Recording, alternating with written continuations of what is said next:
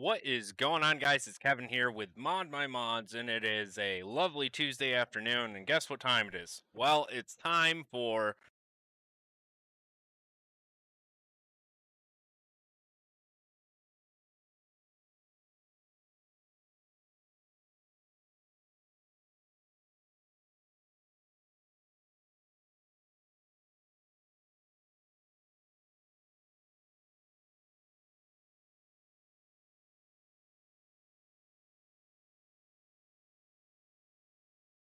All right, I bet you it's working now.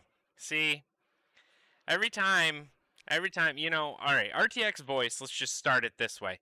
Uh, Welcome to the show. Thanks for being here. RTX voice is fantastic and terrible at the same time, right? Because it really does a great job to make everything sound much better, make my voice sound a hell of a lot better than it actually is, and the microphone actually work. But see, the problem be that every time I open the OBS, it done crashes, which is quite annoying. So it's great, it's terrible, and that's exactly what just happened. I had audio for like 2 seconds, and then it crashed. And I'm like, ah! So I jam on the keyboard a whole bunch, and then bam, magically it works again. So, but again, thanks for joining us today. It is a lovely Tuesday afternoon. It is hot in this place. It's not as hot as it was the other day when I was talking to Jeff. However, it is a wonderful afternoon, and hopefully we have some wonderful news for you today. Some information, some mods we're going to take a look at, some fun little things. I also have a live stream too that hopefully we can get through it so we can watch what's happening. So, without further ado, let's get going, shall we? So today I wanted to talk about our good friend PC Works, Tiny Tim, over Thermotake Tim, as some of you know him. As on Instagram and on Twitter, he's known as PC Works, and he does some incredible stuff. First of all, he has some sort of magical tree that's in the backyard that grows motherboards out of it. I'm not really sure. Not really sure how you do that yet, Tim, but I really want to know. Anyways, he's got some pretty cool stuff. And he does some, well, first of all, he does some incredible photo work, but he also puts together some incredible looking builds as well. Everything from, the thermal take build that he put inside of a Bit Phoenix case to all sorts of other things that he's done. I know that he's working on this as well, which is the Pavarium. I don't know how the hell you'd say it, but that he's putting together as well. Obviously featuring the thermal take stuff like he typically does. He is a very, very fluent and proficient thermal take guy. So if you have questions about thermal take, I'm guessing he probably knows a thing or two. So, but the one thing that we featured on our page was actually this particular build here, which is actually featuring some pretty cool fluid, some mod fluid, some mod water, actually. That was custom made for him to make it kind of look like beer. It's like a beer or amber colored fluid. It's orange, but it could actually no, it's orange fluid. Yeah, which again, custom colored fluid to make it with to make it for him so he could put it inside of his build. And I thought it turned out really, really good, especially because he was able to cram so much crap inside of that Bit Phoenix case. Um, those those little cases are, well, they're little, to put it lightly. They're really, really tiny. So the fact that he was able to put in a radiator and a full water cooling setup inside of that thing is just, it's unbelievable. So really, really awesome stuff. Keep up the good work, Timmy. And yeah, thanks for joining us again. And again, Nick, also a great modder of a friend of ours, joining us in the chat. And thank you for being here. Tim, seriously, keep doing what you're doing. There's some really, really cool stuff. And also, by the way, I didn't know you actually took this PC and set it by the bus stop. Like, that's awesome. I love that photo. I think it's really cool. I love the stuff that you're doing and a lot of the different uh, environments that you're putting the PCs in. Like the parking garage here and stuff like that. Really, really looks awesome. So keep doing what you're doing. Really, really cool stuff. On top of really cool stuff, you can take a look at Oris's page. They're still giving away that awesome, the Hydroris, as they're calling it, which is that crazy bent together piece from Mule Beast that's got the little ITX board on it, and it's I think it's It's water? No, it's not water cooled. Maybe it's water cooled. I don't think it is. But regardless, it's all custom. And our good friends over at BrainTech, Smart Southern Solutions, and Oracle Mods put this together, and it's actually a giveaway PC. So you can actually take a look at their Facebook page and on their Instagram, their Twitter, and stuff like that, and you can find the link. The link is actually right here. So you only have 4 days remaining. 1, 2, 3, 4 days remaining. That's it. And then you go on to this lovely Gleam.io page. You can do all of these different things, and by doing all of these things gives you a different way to enter. So it says 15 ways to enter. Well, that actually means you get 15 entries for this. So there's 143,000 people that have already entered, but that doesn't necessarily mean that you can't win. So, you know, give it a shot. And okay, apparently Jason is now making one for BrainTech, so we'll have to see and keep ourselves posted on that. And obviously, Jason, if you're here in the chat and stuff like that, you better send me a link because I want to see it. Because that's what I do. I see stuff, and then I share it with y'all.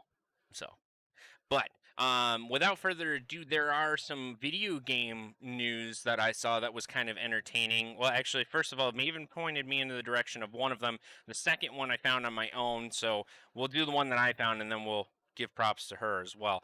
The one that I found on Tech Power up here is they're actually supposedly doing a remaster of Crysis, which is awesome, but you could just make Crysis 4. You could.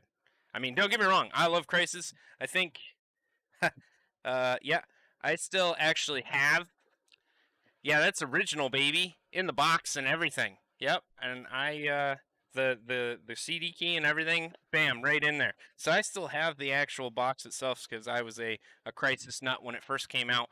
It was definitely something that I thoroughly enjoyed, but apparently they are releasing a gameplay trailer in 20 hours, as you can see here. 20 hours, you can actually click that link, and it will show you the gameplay. I don't know, we'll see. I mean, like Travis is saying, I'd play it. I would too.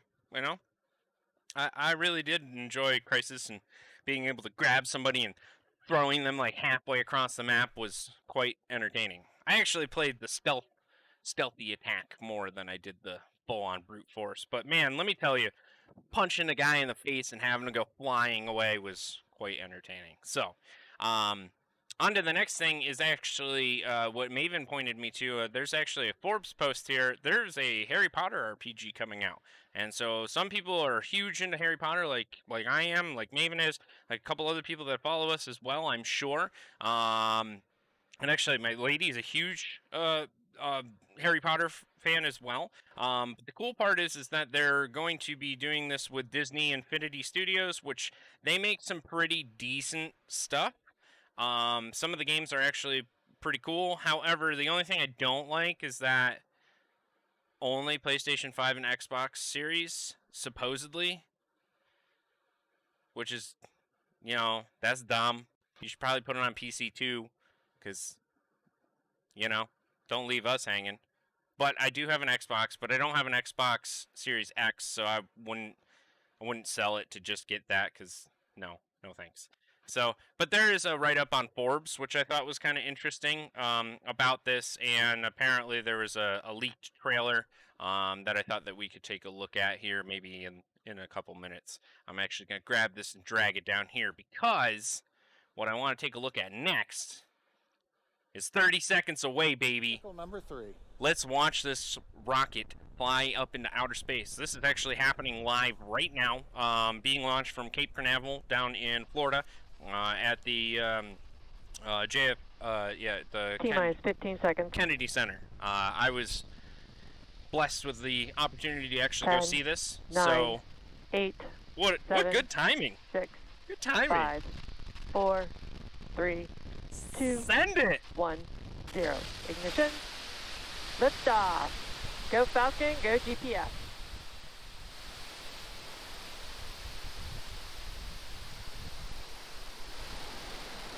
Vehicle is pushing down range. Hit bye. See ya. Get out of this atmosphere. Get out of here. Dude. So cool.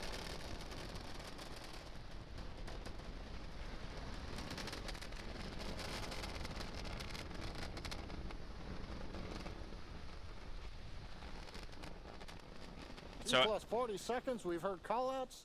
I don't know if you guys are as geeky as I am when it comes to rockets and stuff like that, or played Kerbal or anything like that, but there is unbelievable amounts of feats that are occurring on an almost weekly basis with SpaceX and NASA and all of the things that they're actually doing. This is it's just awesome. Elon Musk will be growing hemp in space. Did you see it? I saw that, but I honestly didn't think it was true or not. I wasn't sure. I thought it was just a joke, so I kind of scrolled past it. But to be honest with you, if that's what he's doing, what better material to be using? You know, I mean, it's durable as hell. You can use it for so many different things. Why not? So I know that. Now Travis is giving me a play-by-play of the Austin Powers, Dr. Johnson, not Dr. Johnson. Oh my God. 2 balls, 1 strike.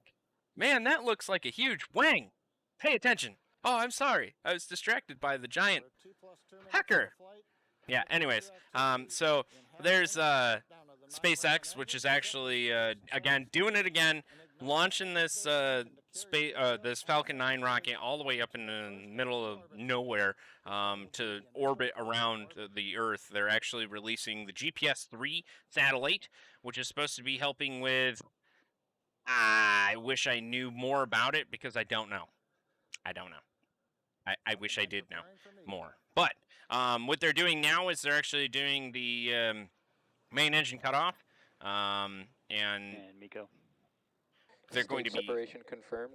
There you go. As you can just hear it there, they're separating the stages. So the first stage is now flying and going back to Earth, and the second stage is now spooling up the engine here and getting it going. I'm just going to kind of slowly turn them down a little bit. But it's are following nominal trajectories. What I really, really enjoy about this whole SpaceX launch thing and everything that's going on is the fact that their live coverage of each event and everything that is going on. I mean, you're literally talking about a camera that's almost a mile, 2 miles, 3 miles above the Earth's atmosphere, or above the Earth, that's just flying around, and you're able to beam back incredible looking images. I mean, like, look at that. You just saw the fairing separate from the main the final stage. Like, you gotta be kidding. That's unbelievable. So the fact that they've been able to take the production value of what it was, you know, prior to, and just being able to watch the spaceship go up and somebody with a camera and a ridiculously long lens on it and watching it actually happen, it's unbelievable. It really is. And now what we have is, oh, no, don't worry, we're going to take the first stage and we're going to land it upright the same way that it took off on a ship in the middle of nowhere that's not even driven by anyone. It's driven by itself. What? That's like stuff you read about in science fiction type things. So, really, really cool. That's why I thoroughly enjoy watching these launches and watching everything happen. You know, I really enjoy the fact that they have the split screen and the multiple cameras and the angles and everything like that. It'll be interesting to see if the first stage ends up blowing out the camera like it does every time that it lands. There was actually a theory about how, oh, well, it's fake. You know, the first stage can't land upright, and there's no way that you could actually do that. It's fake, and that's why the signal cuts out every time it lands. Well, no. You have a giant-ass tube that's coming down, and you have a ridiculously powered motor that's shooting flames out at unbelievable temperatures, and the amount of force that's happening on the ship or near the ship, or the amount of frequencies that are getting blown out of the water and the radio waves that are not even being affected now due to this massive rocket coming down. I mean, if you know anything about wavelengths and how waves work and sound waves and radio waves, well, you kind of understand that, well, video waves are almost the same thing.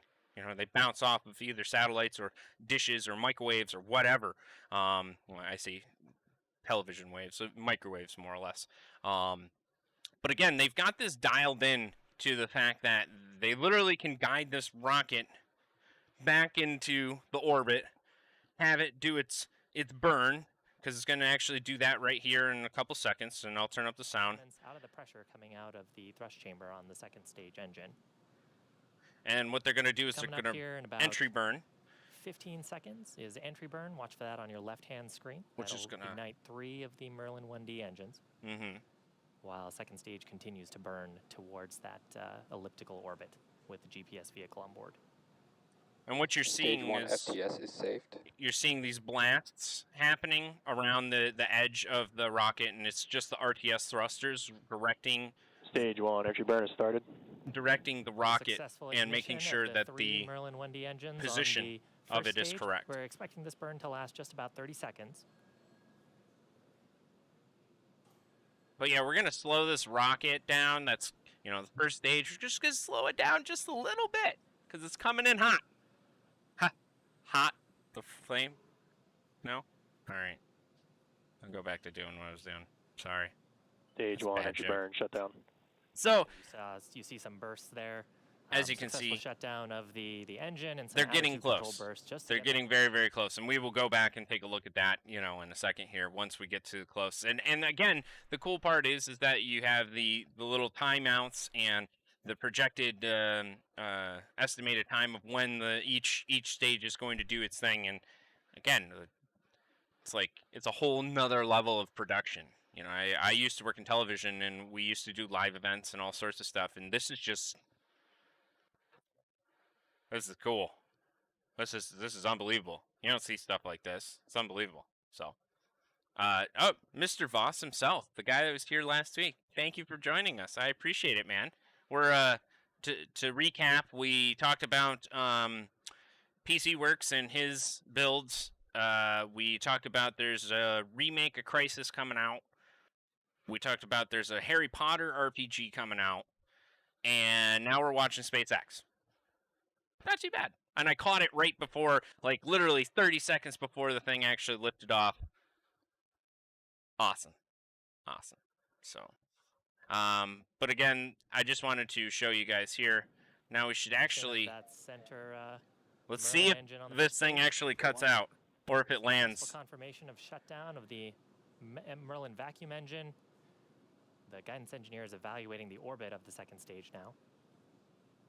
Nominal parking orbit. Nominal parking orbit, Landing that's legs exactly out what we want to deployed. hear. Oh, Landing leg baby. deployment looks like right down the center. Oh, of course, that happens every time. Happens And every stage time. one is Successful landed. landing. Recovery operators move into I see procedure it for 11.100 stage. on UCF9. Excellent. Bam. So Look at that. That is the awesome. Falcon 9 We shot it up in the air like this, and guess what? Then we landed it just like that on a boat in the middle of nowhere by itself. Freaking cool, man. So cool. So, all right, that goes my rocket boner for today. Just wanted to share that guy, with you, and it was kind of cool that it happened as we were doing the stream. So, that's it for that. Let's move on. We'll keep talking about some other things here. Speaking of stuff flying through the air, have you guys seen what Disney is doing? Now, Disney does a lot of really, really cool stuff. Really awesome stuff.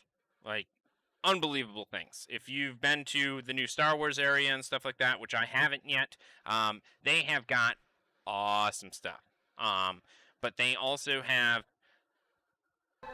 the research development, the R&D section for Disney. It's actually putting together flying robots that can do stuff and are supposed to be throughout the different areas. So you're supposed to have Superman, there he goes, flying through, or not Superman, I'm sorry, Iron Man, and all of the different Avengers and all sorts of different characters flying through the air. And they have this robot, per se, that's supposed to be flung all over the park, which I thought was kind of neat, and I thought it was kind of cool to at least take a look at it, and see, the fact that they have unbelievable amounts of talent that are going into designing these robots to actually make it happen is just unbelievable. So I'd be interested to see. We're actually supposed to go down in March of next year to see, hopefully, as long as this whole virus thing doesn't actually happen to stay any longer than it actually needs to, we're hoping that we'll be able to go down and see it. Because, well, there you go. That's also part of it, too. The Avengers. Or not the Avengers, the Incredibles. And all of the things that they are capable of doing would aid to some of these robots flying through the air. So, kind of cool, kind of neat. I thought I would share that with you guys. Again, it's stuff doing things on its own. It's like SpaceX landing a rocket on a ship that's not driven by anybody. Unbelievable. So, hi, Rebecca, for joining us. Thank you for loaning us Jeff last week. I know that it gets late over there when we're doing our thing, but again, thank you for loaning him to us for a little bit. I appreciate that. And thanks for being here. I again, thank you. Nick, make a spaceship. Yeah, well, yeah, I would love to, but I don't have those capabilities. I wish. Man, the new Terminator is going to be lit. Yes. Ain't that the truth? Ain't that the truth? We're just going to have Skynet take over soon. Dude, if you don't believe Skynet has already taken over, you are rudely mistaken. Look at this thing. You see this thing? All you got to do is say, blue brake rotors, car brake rotor, car brake rotor, car brake rotors, brake pads. And so for the next 3 weeks, all I'll get on my ads for anywhere is going to be car brake rotors or blue brake pads or anything blue or rotor or whatever. So it is unfortunately here and here to stay. So another cool thing that I did see today was Hardware Canucks. They released well, I didn't know that the Samsung monitor, the G9, the crazy the massive one, came in a crate. I didn't know that. Maybe it's just because, well, they're in Canada and they love their wood up there and stuff, but I didn't know that. I didn't know it came in a crate. That's unbelievable. I mean, and as being as huge as it is, I wouldn't doubt it, But on top of that, I also didn't know that they had an NVIDIA pry bar. I want an NVIDIA pry bar. That's kind of cool. That's kind of cool. Dude, the fact that you got it in that car is unbelievable. But make sure you take a look at Hardware Connects and what they're doing. They always got some fun, entertaining things. Dimitri is pretty awesome. He does a pretty good write-up, and all the rest of the guys that work with him are great people. Cool to talk to, and definitely part of the crew that knows what's going on. So, next is a post that I found that was on Watercooled PC, which is one of the public groups that is on Facebook here. And it's a perfect segue into our next little thing, which is Products 101. But before we get there, let's talk about the question. The guy has a iSbear 420, and he wants to cool an Intel 1098XE. Okay, and I called AlphaCool, and I was told that the image this image configuration, it would be enough to cool my Radeon 7 as well. I'm unsure. Would a custom loop be better for cooling or just its aesthetics, and what would you do? Okay, well, let's get right on into it. Little Products 101. So the certain products that they're talking about. Oops, why did that go to there? That wasn't supposed to do that. I meant to do this one. Sorry, because Jeff's not with us. Yeah. Sorry. No, well, I mean, he's with us. He's with us in spirit and in the chat. But so I kind of agree with you, Mr. Shellback Tech, Mr. Travis. The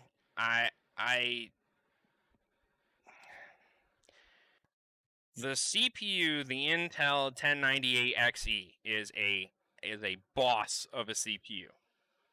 Will it work? Yeah, absolutely. It'll work.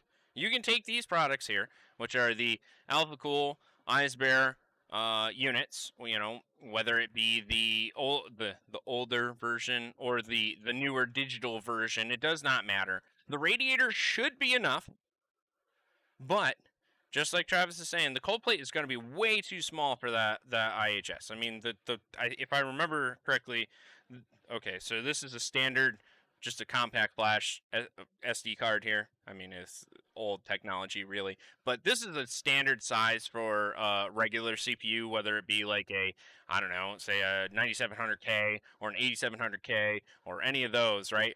Once you step up into the big boy sockets, like the 2066 sockets, like any of the 7900s or the 7980XEs, or even the newer stuff, the 1090s and stuff like that, they're bigger. I'm pretty sure they have a different. They're huge. And so the chipset is way bigger than anything that we've pretty much done. And to be honest, it's kind of, yep, again, Travis piping in. It's like the Threadripper, where the chip is like that freaking big. It's massive. You're not gonna cool an entire unit, which I don't have one here, which is very surprising. Typically I do. Which is not going to cool that chip very well. It will cool it, yes, but it would not necessarily cool it as efficiently as if you did a custom loop.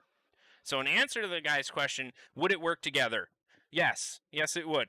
It would definitely work together. These Eisbear units are, you can take them completely apart, 100% apart. They're all G 1/4 fittings. It's all G 1/4 ports. The radiator, you could just reuse. The fluid that's in it isn't terrible stuff. You just want to flush it out before you put real stuff in there. So these units would work. Would it cool that chip efficiently? Probably not. Probably not. Would it cool that chip and that Radeon 7? I don't know, because you went with a Radeon card. So you went with a boss sauce of a CPU, but you're going to use a Radeon 7 card with it. Would it work? Yeah, sure. Yeah. Would you get good temperatures? No. No, probably not. Probably not. You probably get like 70 while you're playing games, which is like bad, you know? And on top of the fact that you're taking heat from a ridiculously hot chip. Those 1090s, the 1090 series or 10900 series are hot, like real hot. Hotter than the 9700K, probably hotter than my 7920, like real hot. So you're going to be taking all that heat and you're going to be dumping it onto that Radeon 7. And that's not going to, I mean, you're kind of defeating the cooling of, or the water cooling setup in general, because you're talking about, and then let alone the pump, right? So the pump that's inside of these things is okay for a smaller setup, right? This 240 series here with this little pump res combo thing that's going on here. Let me dump this in here so you can see what I'm talking about. That little thing there, hey, it works, you know, and it works pretty well for a system that is relatively baseline. You know, you don't necessarily need it or want it for something that's a little bit higher than just your CPU and a graphics card. You know, the Radeon 7 is known for being hot. So I'm looking at the chat right now because I know I got off on a rant here for a second. Adding the 7 would heat bathe that system, and overheat would cause thermal throttling. Yes, thermal throttling is a major problem. The Radeon 7 was no better. You're absolutely right. Radeon 7 is notorious for being hot. Hot. There were so many memes and so many jokes about that. Blah. And now you're talking about adding in an i9 Extreme 9800. Or 109, I can never get it right. 10980 XE into the loop. It seems like a really bad idea. Would it work? Yes. Would it look hideous? Probably. Would it work well? Probably not. This is a little baby pump inside of there. You're not cooling a whole heck of a lot more than just a CPU and a GPU. It's not like crazy high end like that, you know? I mean, the Radeon 7 is still somewhat of a budget card in comparison to the 10980, but still, you're talking about unbelievable temperatures that come from that thing. So, Kevin James Daly, which, by the way, thank you for being here. Appreciate another Kevin joining us. He did a client build with the 10900, two 360s, that were 60 mil thick in a D5 200, and he's at like 65 degrees Celsius. Yes. Yeah. Yep. Because this thing just runs hot. Hot. Jeff is rocking the 9940X here with 560 rad, and it's overclocked at 4.8 with the big alpha cool block still running at 65C with Cinebench. It's tough, man. Sometimes you have to, be a part of well, you pay big money for the big chips, right? And then you have to pay big money to water cool it right. Like some certain things, like certain blocks and whatnot. Okay, for example, right? Just dig in over here for a second here. Okay, cool. Big, brand new Alpha Cool block, right? It's what is this one? This is the Pro. So this is theoretically for Threadripper and for the new 9 series that Jeff is talking about, also for the 7800 or 7900X series. You can do those too. Good block, looks great, performs okay. Still not a cheap block. However, still performs okay. Again, what Jeff was saying, 65C, I mean, to be honest with you, that's probably what you're shooting for. Even with a big radiator. And even the new redesigned blocks and stuff like that are pretty good. Don't get me wrong. But again, you're talking about, now it's talking about a money value, and you're talking Pro versus basic, and you're talking the budget build versus the high end stuff. The Pro stuff is pretty good. Don't get me wrong, it's good stuff. They do have other blocks out there, and they do have better stuff out there if you're willing to pay the money for it. That's kind of the price you pay is what you get out of the performance when it comes to the higher end stuff, especially when it comes to those new chips. Those new chips are unbelievable, and it's unbelievable. So there will be a point where the number of radiators won't matter anymore. You are limited by your ambient temperature. Absolutely. You're absolutely right. In this room, it's hot as balls. I mean, it is... Yep, it is a hot 31 degrees Celsius, which is... Oh my god, it's hot, right? So, in here, in this room, it's never going to get below ambient temperature. And which I get that. I understand that. A lot of people don't get that, though. They don't understand that, I got a water cooler and a radiator in it and stuff like that, and it never gets below 45 degrees Celsius. Okay, well, how hot is your room that you're in? If it's 80 degrees in the room and you're sitting at 45 degrees Celsius, that seems, to be honest with you, if that's what it is, might be open a window. That might help. I don't exactly know. Each individual loop is 100% different than the other one, right? I have an Eiskreislauf that's over here, the Der Eiskreislauf, which has incredible amounts of cooling in it. It has 2 massively thick radiators. Wait, what are those? Those are one's a 60, I think. No, they're both 45s, but they're both 45s and they're both push-pull, right? So they're both one's a 280, one's a 360, and it's a 2080 Ti and it's a 7920X. It's still hot. It still runs hot. And you're still always going to be hotter than what the room is, too. Like, it's never going to be cooler than your actual room. Unless you take, like, the radiator and you stick it in the window during winter. Or you live up in the Great North where you don't get summer and it's always winter. Okay, fine. I understand that. But, a lot of the time you're talking about... ambient temperature that you have inside of your house versus the actual temperature on the CPU and what the actual readings are. It's just never going to get there. So unless you ice bath it, which, keep it between us and everybody here in the chat, but that's something we're going to do.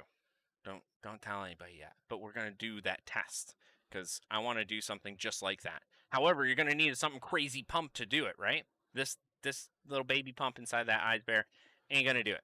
So, in answer to this guy's question, would it work? Yeah, it would, but I don't know if I agree with this. Yes, it's more than enough. I've cooled a non-delidded 8700K with a 2080 Ti with it. Stop you right there for 1 second. Just hit the brakes, pump them. Oh, you don't have brakes? Okay, pull the e-brake then to slow yourself down, because I mean, you're talking 8700K, man. It's a little baby. And it's 2080 Ti, or 2080 is already relatively cooler card than the Radeon 7. So, all right. To answer this guy's question, yes, it'll work. No, I don't think it's a good idea. Would that pump work? Yeah, sure. Would it die? Yeah, definitely. Because of the amount of heat soak that's going to come off of that chip and the amount of pressure, or not pressure, but the amount of work that pump is going to have to do in order to keep everything cool.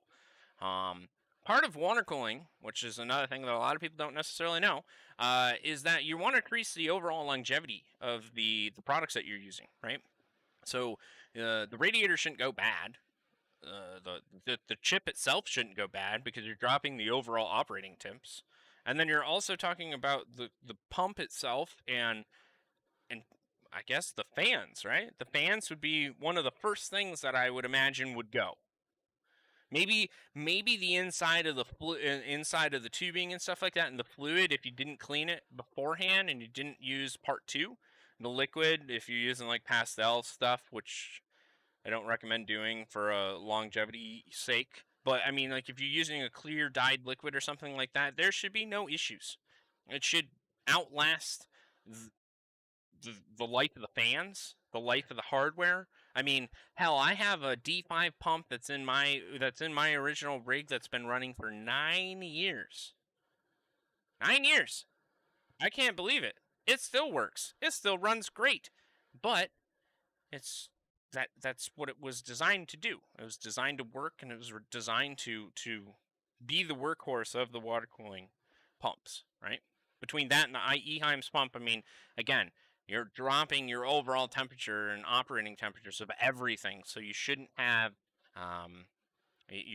parts that are going bad. So that's it for the products 101. That's all I really wanted to talk about, when it comes to that. What we'll do here for the last little bit is I wanted to ask everybody in the chat here. We were talking about, well, let me get back to some of the people in the chat here. Next time I will be joining you, Kevin, and we will need to talk about more liquid cooling. That will hopefully help you guys out. Yes, I'm hoping so too, because everyone here needs to be educated, including myself. I mean, hell, Jeff and I went back and forth a little bit before the stream and a little bit after the stream about how there's certain things that I just don't know, and not everybody's going to know everything. But the whole point of these shows and talking to each other and talking with people is to interact and to learn something from it, right? Knowledge is power, and with power, you can be dangerous, right? That's how it works. If you know stuff, you know how to basically better take care of yourself and better take care of your equipment as well. So,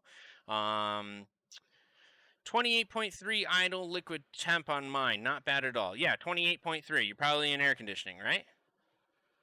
I mean, well, 28. Yeah, I would assume Travis is in air conditioning he's also from a little bit farther north. Oh, no, he's in the garage. Okay, so, again, 28.3. Yeah, you live in North Dakota. Yeah, you're just one step closer to Canada. So, I mean, you're obviously going to be a little bit cooler than most. However, that is a really good operating temperature, or at least at idle, 28.3. But I bet you anything, if you crack that sucker and really make it rip, it probably gets up to 40, 45 maybe, depending on what chip it is and how it's set up and everything like that. I would imagine. But again, you're talking about significant decrease in the overall operating temperature. So, but okay. So last but not least, I wanted to at least take a look at this new RPG game trailer leak, and see what we got. James Daly, I've been in Canada. British Columbia. Hi from you're way on the other side. But hey, thanks for joining us. I appreciate it.